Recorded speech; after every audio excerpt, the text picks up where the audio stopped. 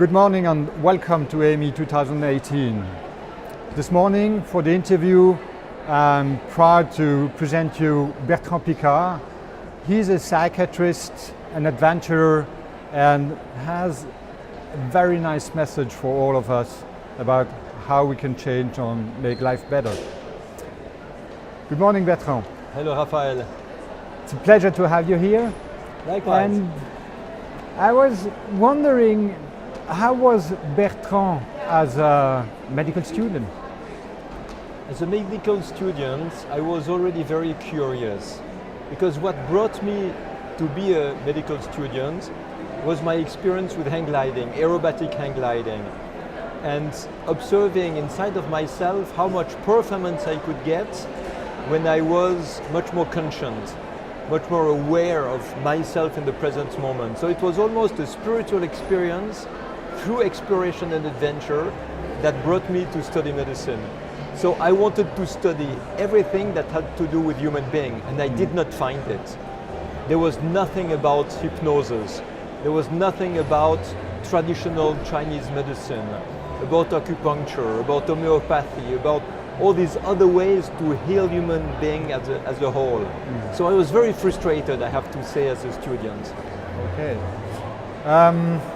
And if I remember correctly, you were the first in Switzerland to do the looping with your hang glider, no?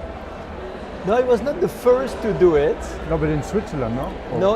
Okay. No, in Switzerland there were a couple of people who tried the looping, and I thought I also have to try, and for me it was a huge discovery to see that as a child I was afraid of height. Okay. And a few years later I was doing loopings with a hang glider, and that really showed me how much skills, how much performance you can gain. Never accept your limits. Just try to go beyond and see everything you can develop and how much more you can do. So that aerobatic with hang gliding, that was really something that taught me a lot into the world of human being.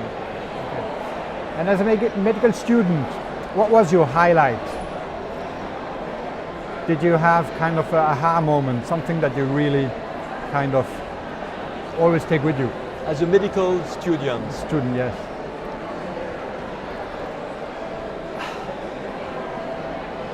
Or what was the most frustrating things you experienced in med school? No, really the thing I will remember forever is when I was on duty during the night in the hospital in the emergency service. And there was a woman who arrived there who wanted to commit suicide because she did not understand the meaning of her life. Yeah. The following morning, I asked in the big auditorium, in the course of psychiatry, I raised my hand and I said, what do you do with people who cannot live on this earth because they don't understand the meaning of their life? And the professor told me, don't care about that, this is for the priest. You have to care only about psychology and not spirituality. And for me that was a trigger to do exactly the opposite from what I was told. I wanted to include spirituality, I wanted to include philosophy into psychotherapy. And I found this with hypnosis. Hypnosis is a way to combine all these different pieces of the puzzle. So I think hypnosis, Ericksonian hypnosis, is the thing that was the most important in all my training, but I did not find it in the university. Okay. And as a psychiatrist, clinician, what do you think are the old beliefs we have to get rid of? I noticed that most of the people who come to see a psychiatrist because they suffer have this thing in common that they don't want to change. They are in a situation where they suffer about the way they believe, the way they act, the way they interact with other people, but they don't want to change. So what you have to do as a psychiatrist, as a psychotherapist, is to give them the confidence and the wish to change something. And there were two moments in my life as a psychotherapist. the moment where I was the hang glider pilot, where I was teaching them to control their life better, to be more aware of themselves, and it was more, I was the pilot of their therapy. And when I became a balloonist, I saw that what you can do, which is even much more performance with the patient and relevant, is to be the weatherman. You just ask the patient to change his altitude, that means his behavior, his way of thinking, to see for everything he changes in which direction his life will go. And you work on this with the patient in the therapy, mainly with hypnosis, because you can have the patient visualize his life with different ways of thinking. And then the patient will retain the way of thinking that will be the best for him in this moment. And he will like to explore other things, other behaviors. So it's a way to help the patient to be an explorer, to be an adventurer. And this is something I really love to do. As you said, you can't change the wind, but you can't change the altitude. Exactly. Yeah. You cannot change the reality, but you can change the way you understand the reality. And understand that the reality is one piece of the puzzle. But there are a lot of other realities that are other pieces of the general puzzle.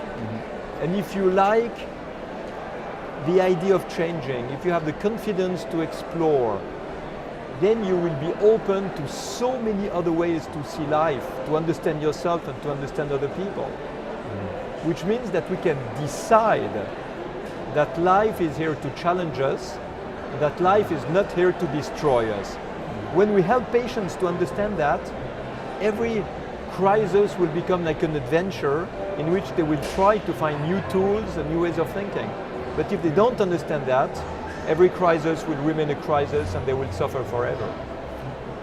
You know that medical education has a lot to do with change management.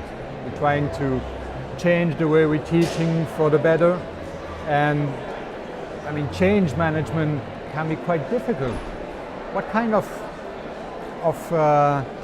ideas or things could you give us on the way for approaching smaller, bigger projects of change management within medical education? We need a relativization of the knowledge. What we know should be understood as a small part of reality. Small part of reality.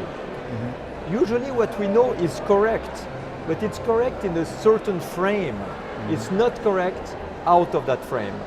When we understand that, then we will like to discover other frames, other ways of thinking, other realities.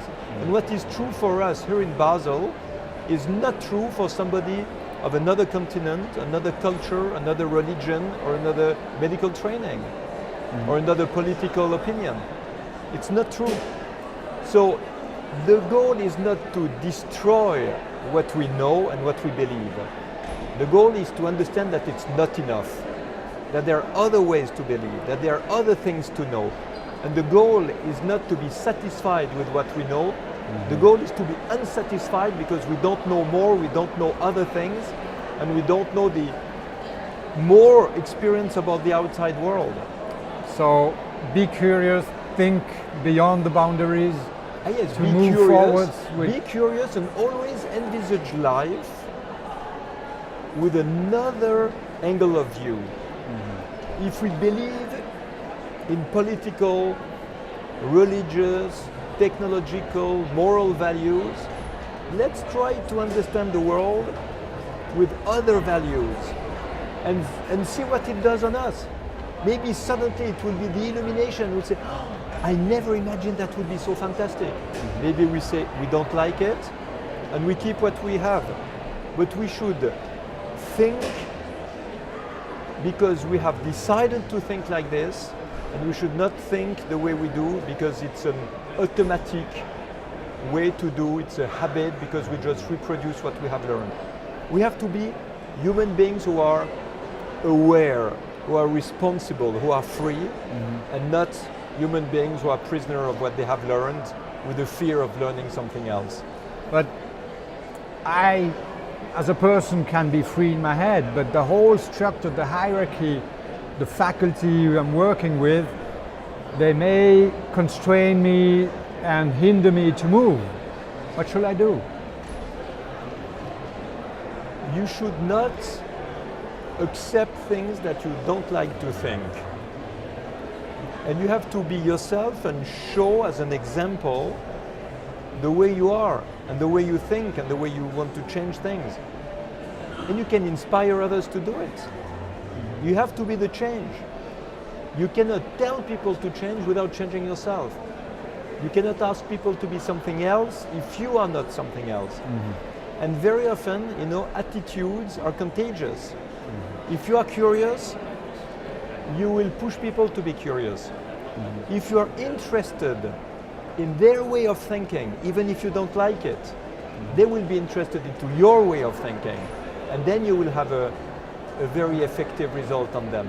So it's really a systemic view of interaction and the change management, because you're part of the system. Absolutely. Yeah. You have to be aware of the entire system, and you also have to understand that the solution is usually outside of the system. Mm-hmm. Okay. Because the system by itself works.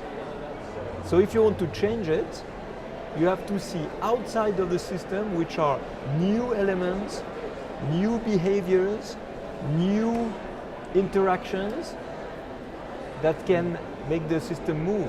So it's always really interesting, but if we want to change the system, we have to give to the system the taste of improvement, mm-hmm. the taste of the pleasure of changing, because usually people are afraid to change. Mm-hmm. And there must be a stimulation. There must be a stimulation. It must be a win-win. Yeah. You don't change people to change people. Yeah. They will resist and not do it. So in the interaction, it's like a common adventure that we do together.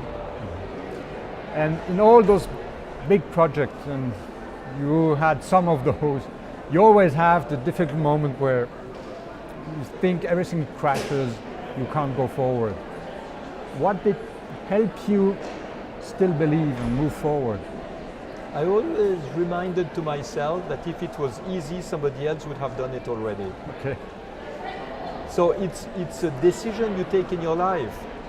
I want to do easy things, mm-hmm. and you will work with people who like easy things, or you want to go into things that have never been done before, and you have mm-hmm. to accept that it will be moments of frustration, disappointment, doubts, fears, mm-hmm. but you will work with people who accept that. Okay. So the team is going to be extremely performant.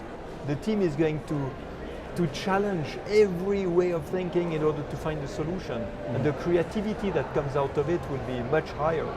So my last question, Solar Impulse was about a message making the world cleaner. Now in the world of medicine, how can we bring that in?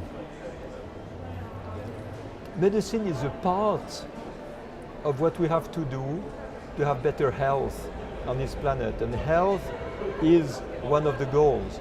You have several goals. It's about fighting poverty, it's about human rights, it's about better governance, sustainable development, protection of the environment, and health.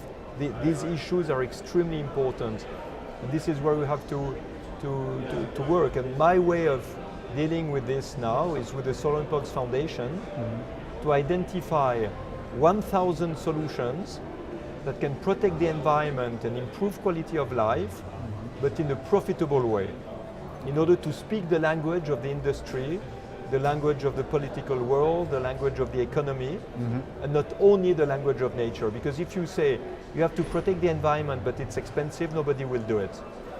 And if you fight the industry, you obtain nothing. But if you go to the industry and you show what are the new products, the new process, the new technologies that are profitable, that create jobs and sustain growth, but in a clean way, in a clean growth, in a sustainable way, then you can make an alliance with the industry and you can go much faster forward. Okay. Bertrand, thank you for your inspiring talk. And for this interview, we're at the end, but stay tuned for further interview on AMEE 2018.